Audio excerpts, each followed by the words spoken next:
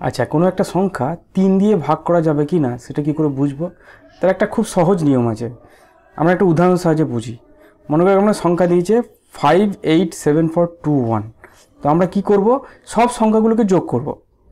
সব সংখ্যাগুলো যোগ করলে হচ্ছে 27। যেহেতু 27 3 দিয়ে ডিভাইডেড, অর্থাৎ 27কে 3 দিয়ে ভাগ করা যায়, তাহলে এই গোটা সংখ্যাটা 3 দিয়ে ভাগ করা যাবে।